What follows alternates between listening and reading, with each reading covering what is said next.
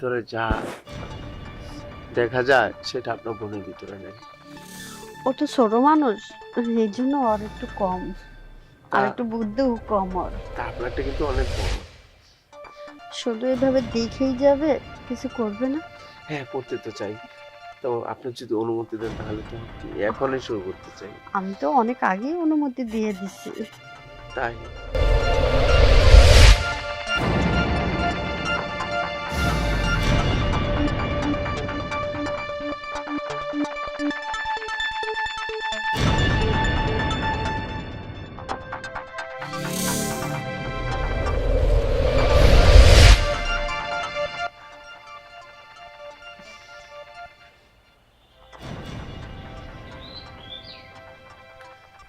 সাইল, এইসব কি করতেছো এখানে?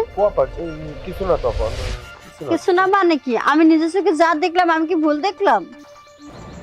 এদিকে এসো, এদিকে এসো। এই, তোমাদের না বিয়ে হয়েছে নতুন, 1 সপ্তাহ হয় নাই, তার মধ্যে তুমি কলা গাছের ভিতরে এসে হাত দিয়ে করতেছো কেন? আমার বোনের কি কোনো সমস্যা? আপা দেখেন, আপনার বোনের ব্যাপারে কিছু বলবেন না। ওর মতো এরকম মেয়ে যদি আগে বুঝতে পারতাম যে ওইরকম, তাহলে ওকে কখনো বিয়ে করতাম না। কেন, আমার বোনের কি সমস্যা? কি সমস্যা আপনারা জানেন না? আরেকটা ছেলের সাথে তার রিলেশন। তো আপনার বাবা মা জোর করে আমার কাঁধে সেটা ধরিয়ে দিল। আরেকজনের সাথে রিলেশন ঠিক আছে, কিন্তু ও তো শারীরিক দিক দিয়ে অক্ষম না, তোমার কি সুখী করতে পারে না? সুখী করলে তাহলে কি লজ্জার কথা তার বলতে পারবো মানে না। ও তোমারে সুখ দেয় না? আসলে তোমারও পোড়া কপাল, আমারও পোড়া কপাল।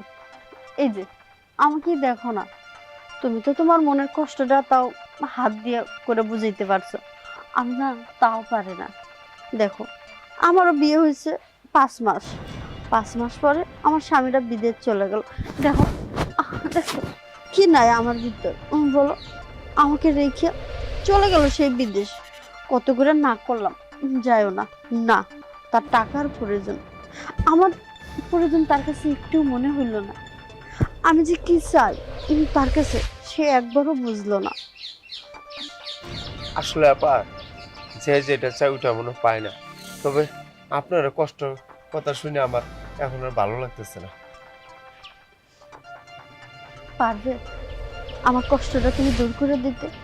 যেহেতু আমার বোন তোমাকে সুখ দিতে পারে না, সেই সুখটা যদি আমি তোমাকে দিই।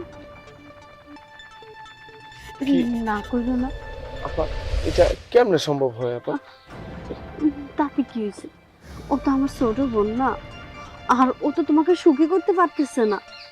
ওর সুখে আমি তোমাকে সুখ দিই, ওর জায়গাটা আমি যদি তোমাকে পূরণ করে দিই, আপত্তি আছে?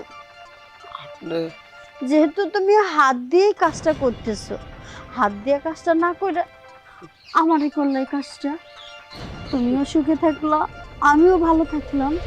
এত করে বলতেছেন, কেমনে না করি? আমার স্বামীটা অনেক দিন ধরে বাইরে আছে, আমি এমনিতেই ক্ষুধার্ত আছি, আর তোমার যে জিনিসটা আমি এখন দেখলাম, দেখার পরে তো নিজেরা সামলাতে পারতেছে না। তুমি কি দিবে আমার একটু সুখ?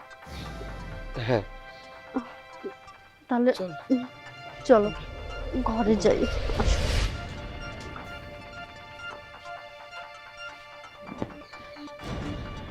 দেখো, আমার জামাইটা কিন্তু অনেকদিন ধরে বাইরে আছে, আমি কারোর সাথে যে কিছু করব এরকম মান সম্মানের ভয়ে কিছু করতে পারে না। আর আপা, আপনার যা সমস্যা আমারও তো তাই সমস্যা। এখন আর লজ্জার কথা কি বলবো আপা? আর লজ্জার শরম। শোনো, আমরা যে কাজে এখন করতে যাচ্ছি এখানে লজ্জা শরম করে লাভ নাই, আর এখানে আমরা বেশিক্ষণ দেরিও করব না। এখানে কি হলো, কিছু বলছো না? আপা, মানে কি বলবো, প্রথম যখন আপনার বোনকে বিয়ে করতে গেছি তখন না আপনি কি দেখে আমার খুব ভালো লাগছে। আসলে আপনার ভিতরে যা দেখা যায় সেটা আপনার বোনের ভিতরে নেই। ও তো ছোট মানুষ, এই জন্য ওর একটু কম, আর তা একটু বুদ্ধিও কম ওর। তা আপনারটা কিন্তু অনেক বড়। শুধু এভাবে দেখেই যাবে, কিছু করবে না? হ্যাঁ, করতে তো চাই। তো আপনি যদি অনুমতি দেন তাহলে তো এখনই শুরু করতে পারি। আমি তো অনেক আগেই অনুমতি দিয়ে দিছি। তাই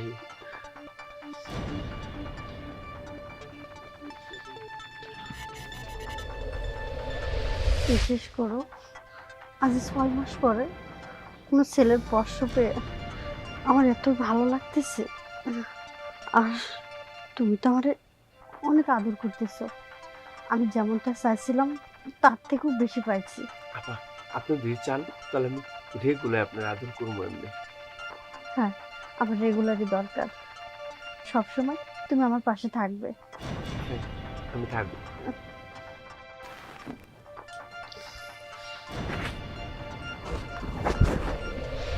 কেমন সুখ পেলে আমার কাছে?